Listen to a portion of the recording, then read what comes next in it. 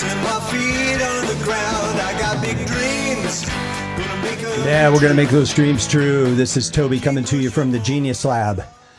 This is podcast number 12 that is based on my newly released book, Release Your Shit and Reclaim Your Power. We're getting ready to have a workshop on the great island of Kauai, first week in August. And boy, it's going to be really fun. And we're going to work through this stuff. And if you enjoy the podcast and you want to have a fun time on Kauai, get in touch with me, Toby at TobyChristensen.com. If there's room, we would love to have you. So today what we're going to talk about is what would it take for you to believe your visualization? Okay, so one of the things that I hear all the time is it's easy for me to go into a meditative state and imagine something, but I don't really believe that it would ever happen. So this is a very common thing. Earlier in our podcast, I talked about getting pushback from the subconscious and the conscious mind. When the conscious mind says, I am a millionaire, you know, the old Tony Robbins, awaken the giant within or whatever it was, where you basically lie to yourself. And if you lie enough to yourself, you'll actually get it, and which is not true and never happens. And it's completely opposed to all valid mind science that's ever been done. Your subconscious is really smart, and it's not going to let you fuck yourself over. So telling you something that's not true is not going to help. Telling you something that's true, like you might be working towards becoming a millionaire, that could be very true. And the other thing that is really powerful about activating the conscious and the unconscious mind so that you can actually create something that from a normal state of mind might seem impossible is activating sensory words, okay? And when you're in your visualization, activating the sense. Think about sight, think about hearing, taste, smell, and touch. Okay, I know that there's other thermal perception and chemoreceptors and these kind of things, but we're not going to deal with those. We're going to just deal with the basic 5 senses because it's, pardon me, it's easy and it's familiar. A little coffee will square everything up. So anyway, so this is really fun because what happens is it makes your visualization more real. I've mentioned before when I was creating my vision of our remodeled kitchen when we started working on the house. I had an idea exactly of what I wanted that kitchen to look like. And I envisioned myself for weeks, every day coming into the kitchen, looking at the beautiful cabinets, opening the beautiful smooth drawers and pulling out the utensils that I need to make coffee and over at our coffee bar, which at the time didn't exist. But what's so funny is by doing those visualizations, we actually created a better coffee bar than was initially in the plans. So the other thing that I activated, though, was the taste of the coffee, the smell of the coffee as I'm activating the grinder and grinding the beans, and then the other aroma of the brewed coffee as it's brewing, the heat sensation in my mouth and on my hands when I grab that warm coffee cup. There's all kinds of sensory perceptions that are available if we think about it. The smooth marble counters, the hardwood floors with the beautiful oriental rugs. All of these things were visioned, but they were also connected to through other sensory perceptions. And I think that that's one of the reasons why, of course it's one of the reasons that things came together so beautifully was because we not only had a clear vision of what it looked like, but I had a clear vision of what it was going to feel like. Okay?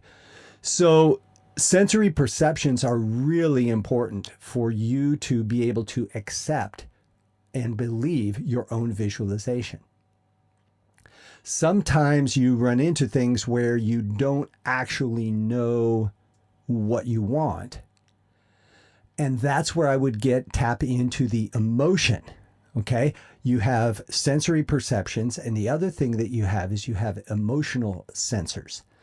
So the other thing, besides how it, tastes and smells and looks and feels and all that, is what emotions does it evoke?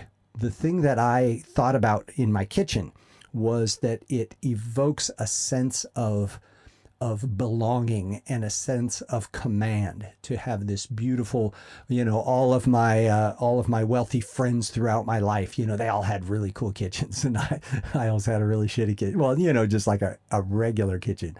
And so, as things worked out, I had this model, and I remember walking into a friend of mine. He built his house specifically for entertaining.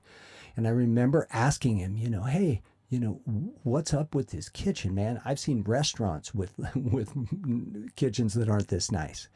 And he said, oh, I bought it for my caterers.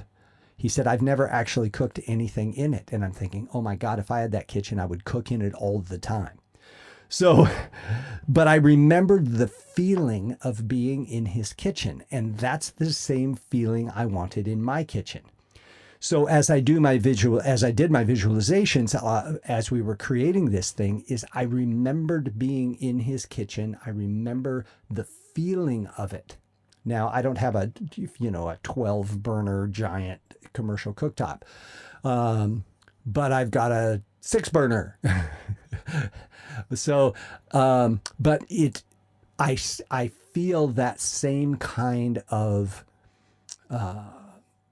richness, professionalism, confidence. When you're in a kitchen like that, it feels like you could cook better. At least it does to me. So activate your emotions, particularly in the areas where you are having a hard time connecting to really believing that it could happen. Okay. When I looked at the construction bid for our thing, I'm like, there is just no fucking way this is ever going to happen. And then I'm going, Toby, who are you? What do you teach people? I'm like, oh yeah, look in the mirror. And so do your visualization. Get clear on what things look like. That's the easy part. The consistency is super important. You've got to do it every single day. Okay. Don't miss a day. It's like 2 steps forward, 3 steps back when you miss a day, even if it's just for 5 minutes.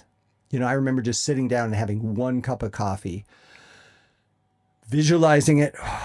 Okay. Got it. Deep breathing, relaxing, and then seeing it. And even if I just looked at it for 5 minutes, it made all the difference in the world. When I could take 20 minutes and I could activate my sensory receptors and my emotional receptors, it was like freaking awesome. But I get it that you can't always do that.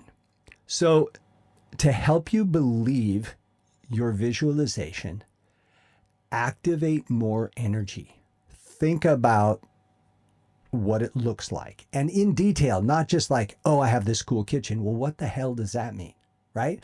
Like, what color are the cabinets? What kind of countertops do you have? What kind of sink do you have? What kind of faucet do you have? Do you have a vegetable cutting area with a separate vegetable sink and then a main sink? Do you have a dishwasher? Let's see, like in our case, we wanted a separate coffee bar, so we have our water purifier, we have our espresso machine, professional grinder, tea setup, and then coffee brewer. So everything is there that we need. It's all in one place. And then underneath, it's solid cabinets. So all of our coffee cups, all of our teacups, all of our paraphernalia. I store my coffee in the dark in sealed glass containers so it stays nice and fresh. And so I envisioned all of those things. And it's funny because our other kitchen was, oh my God, it was horrible.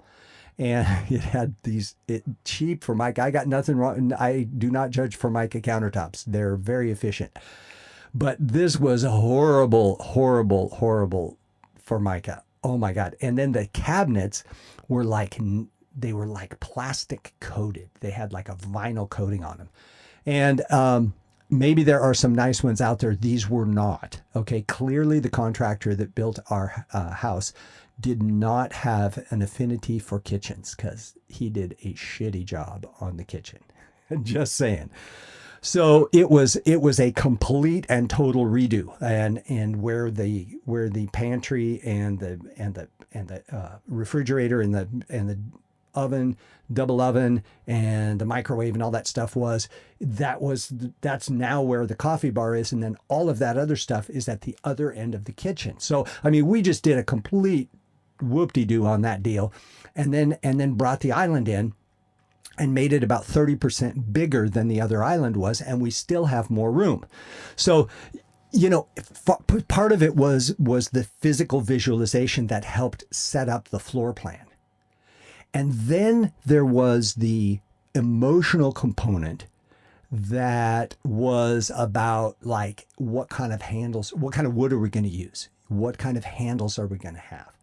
We ended up going with dark cabinets and light countertops.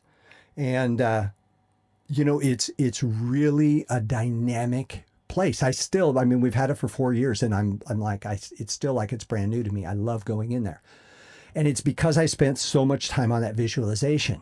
Same thing with, for example, the workshop that I'm developing or have developed now with this book. It's really powerful to watch because I've been doing workshops on Kauai for 12 years, and I've watched people transform magically. There's something about that place that adds an extra oomph to the teaching that is just really, really, really powerful. So I've been envisioning us staying in this particular place and climbing Sleeping Giant every day, and going to Secrets Beach, and going to the Kahuna Valley, and going to having a tea ceremony, all the fire rituals each night at the Dolphin Touch Healing Center, which is great, right in Kapa'a, and then which restaurant are we going to go to for dinner? You know, because there's so many really cool places there.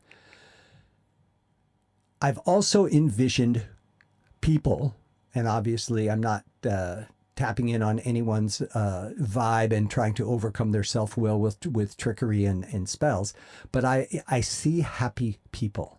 I see people coming in anticipating good things happening in their life, and then I watch it happen.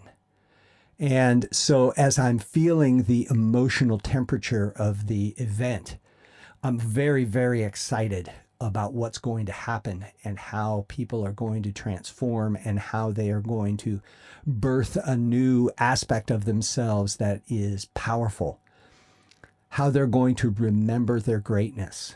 And, you know, this could be you. And if this sounds interesting, you know, start doing your own meditation. Like, you know, what would it be like to go and do this release your shit and reclaim your power?